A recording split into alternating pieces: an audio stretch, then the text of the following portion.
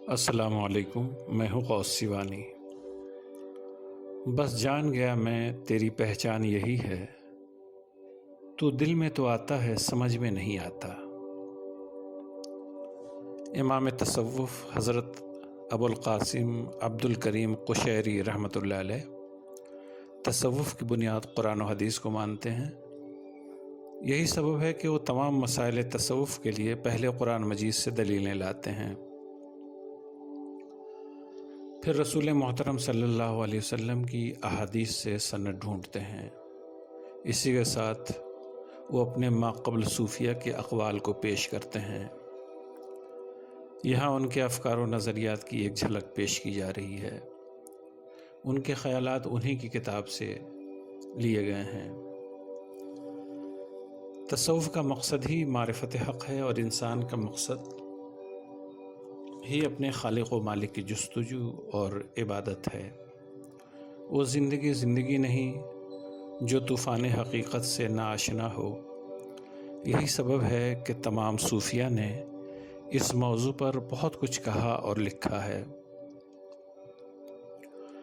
حضرت ابو القاسم قشیری نے اپنی کتاب رسالہ قشیریہ کی ابتدا ہی معرفت حق کے موضوع سے کی ہے، اور اس کے متعلق مختلف صوفیہ کے حوالے سے گفتگو کرتے ہیں۔ وہ حضرت ابوبکر شبلی کا قول نقل کرتے ہیں، خدا وحدہ لا شریک ہر قسم کی حدود یعنی جہات اور حروف یعنی اصوات سے پہلے واحد اور معروف ہے۔ شبلی کا صریح بیان ہے کہ خدائے قدیم کی ذات کی نہ کوئی حد ہے، نہ اس کے کلام کے حروف ہیں۔ رسالہ قشیریہ صفحہ 108 سے یہ عبارت ماخوذ ہے۔ جب ذات خدا کی توحید و صفات پر گفتگو ہوتی ہے تو اس سے پہلے یہ سمجھنے کی کوشش کی جاتی ہے کہ وہ کیسا ہے۔ ظاہر ہے اسلامی عقیدہ یہی ہے کہ وہ جسم و جسامت اور حدود و قیود، طرف و جہات اور حروف و صوت سے پاک ہے۔ وہ واحد ہے، قدیم ہے۔ وہ کیسا ہے اسے لفظوں میں بیان نہیں کیا جا سکتا۔ وہ ویسا ہی ہے جیسا اس کی ذات کے لیے زیبا ہے۔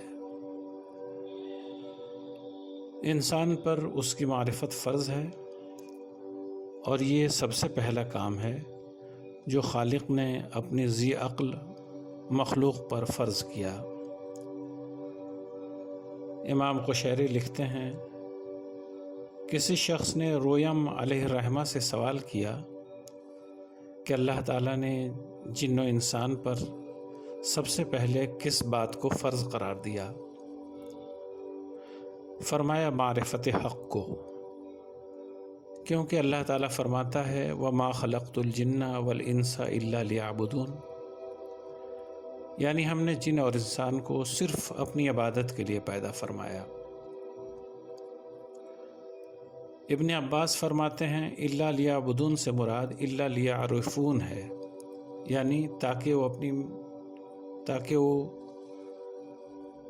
اللہ کی معرفت حاصل کریں، کیونکہ عبادت پر معرفت بداہتاً مقدم ہے۔ یہ عبارت بھی رسالہ قشیریہ سے ماخوذ ہے۔ جن و انسان کی تخلیق اللہ کی عبادت کے لیے ہوئی ہے، مگر عبادت کے لیے معرفت ضروری ہے۔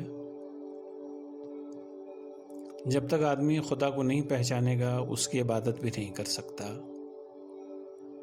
لہٰذا یہ ضروری ہے کہ قرآن حکم الا لیعبدون پر عمل سے پہلے اللہ کی معرفت حاصل کرے۔ اسی لیے ابن عباس رضی اللہ عنہ نے الا لیعبدون سے مراد الا لیعرفون لیا ہے۔ امام قشیری نے لکھا ہے، حضرت جنید رحمۃ اللہ علیہ فرماتے ہیں، حکمت کے عقدوں میں پہلی چیز جس کی بندے کو ضرورت ہے وہ یہ ہے کہ مصنوع اپنے صانع یعنی بنانے والے کو پہچانے، اور مخلوق یہ معلوم کرے کہ اسے کس طرح پیدا کیا گیا۔ اس طرح اسے خالق کی صفات اور مخلوق کی صفات میں فرق معلوم ہو جائے گا، اور خالق و مخلوق کی صفات نیز قدیم و حادث کی صفات کی معرفت اسے حاصل ہو جائے گی، اور وہ اس کے بلانے پر اس کے سامنے عاجزی کرے گا اور اس کی اطاعت کے واجب ہونے کا اعتراف کرے گا، اس لیے کہ جو اپنے مالک کو نہیں پہچانتا اسے معلوم نہیں ہو سکتا کہ وہ کس کی ملکیت ہے۔ یہ عبارت بھی رسالہ قشیریہ کے صفحہ 109 سے ماخوذ ہے۔ ہر بننے والی چیز کا کوئی نہ کوئی بنانے والا ہے، کوئی چیز اپنے پیدا کرنے والے کے بغیر پیدا نہیں ہو سکتی۔ جن و انسان کا اگر وجود ہے تو ظاہر ہے کوئی ان کا خالق ضرور ہے، اور اسی خالق و صانع کی معرفت انسان پر پہلا فرض ہے۔ اس کے لیے یہ جاننا ضروری ہے کہ اسے کس طرح پیدا کیا گیا ہے۔ اگر اس نے اپنی پیدائش کے رازوں کو پہچان لیا تو خالق اور مخلوق کے فرق کو بھی پہچان لے گا، بندہ اور خدا کا فرق بھی سمجھ لے گا، اس کی صفات سے آگاہی ہو جائے گی۔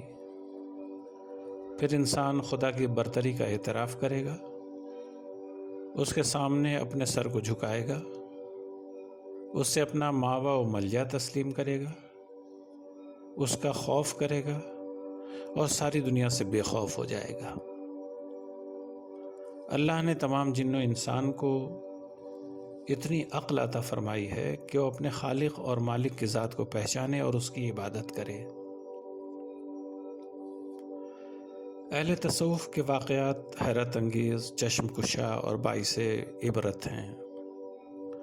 انہوں نے جیسی عبادت و ریاضت کی، مجاہدہ اور نفس کشی کی، اس کی مثال نہیں ملتی، مگر ان کی زندگی کا ایک حیرت انگیز پہلو ان کی دنیا سے کنارہ کشی بھی ہے۔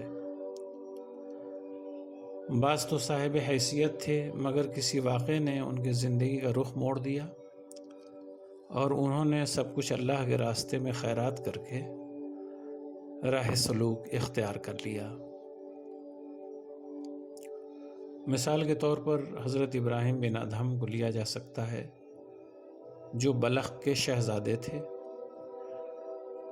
مگر ایک واقعے کا اثر ان کے دل پر اس قدر ہوا کہ انہوں نے شاہی عیش و آرام کو ترک کر کے تجرد کا راستہ اپنایا۔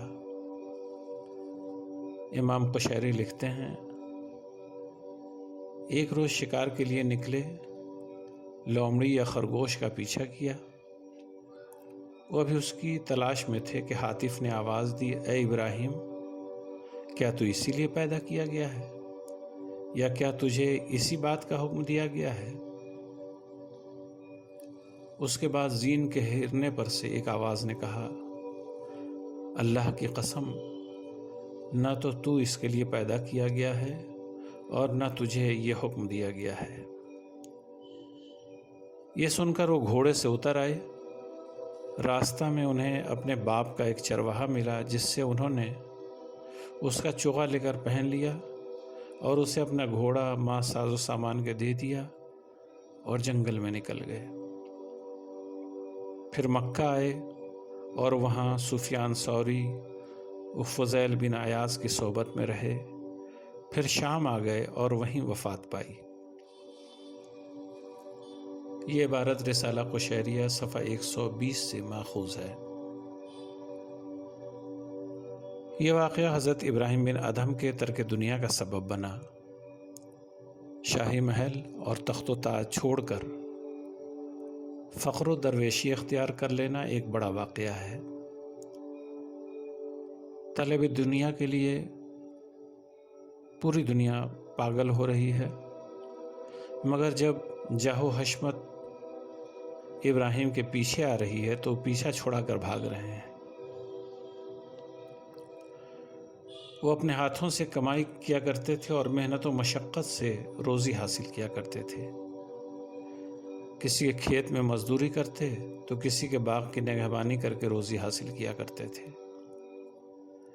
ابراہیم بن ادہم کے جسم پر پیوند لگا ہوا لباس ہوتا تھا اور یہ اپنے ہاتھ سے پیوند لگایا کرتے تھے اور کہا کرتے تھے मालदारी का दरवाज़ा बंद कर दो और फ़क्र का दरवाज़ा खोल दो। आपके अलावा भी कई सूफिया ऐसे गुजरे हैं जिन्होंने तख्तो ताज छोड़कर दुर्वेशी अख्तियार की है। उन्हीं में हज़रत अशरफ जहांगीर समनानी रहमतुल्लाह अलैह हैं, जो ईरान के शहर समनान के शहज़ादे थे, मगर शाही महल छोड़कर फ़क्र दरवेशी अख्तियार कर ली और हिंदुस्तान आकर केछौछा के मकाम पर क़याम फरमाया। रिसाला कुशैरिया में कई सूफिया के तजर्रुद और तर्क दुनिया के वाक़यात दर्ज हैं। ये वाक़यात हैरत अंगेज़ हैं और बाइस इबरत भी। ऐसा ही एक वाक़या हज़रत ज़ुन्नुन मिस्री का भी है। आप काहिरा मिस्र से निकलकर किसी बस्ती की तरफ जा रहे थे। आगे का वाक़या उन्हीं की ज़बानी सुनिए। रास्ता में एक जंगल में सो गया। जब आँख खुली तो क्या देखता हूँ कि एक अंधी चंडूल अपने घोंसला से ज़मीन पर गिर पड़ी। फिर ज़मीन फट गई और उसमें से 2 कूजे निकले, एक सोने का था और दूसरा चांदी का। एक में तिल थे और दूसरे में पानी। चंडूल ने तिल खाए और पानी पिया। ये वाक़या देखकर मैंने कहा, मेरे लिए इसी कदर काफ़ी है। मैंने तौबा कर ली और अल्लाह के दरवाज़े से चिमटा रहा, यहाँ तक कि उसने मुझे कबूल फरमा लिया। अभी जो इबारत आपने सुनी वो रिसाला कुशैरिया से माखूज़ है। हज़रत ज़ुन्नून मिस्री रहमतुल्लाह अलैह ने राह सलूक इख्तियार करने के बाद पेट भरकर खाना पीना छोड़ दिया। आप फरमाया करते थे कि जिस पेट में खाना भरा हुआ हो उसमें हिकमत नहीं ठहर सकती। दीगर अहले तसव्वुफ़ के तर्क दुनिया के ऐसे ही वाक़यात मिलते हैं।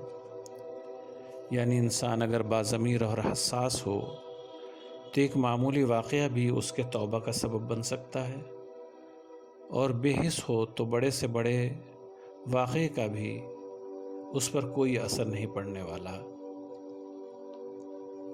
बुज़ुर्गान दीन और तसव्वुफ़ के बारे में जानकारी के लिए आप हमारे YouTube चैनल को सब्सक्राइब करें ताकि हर नई वीडियो आप तक सबसे पहले पहुंच सके।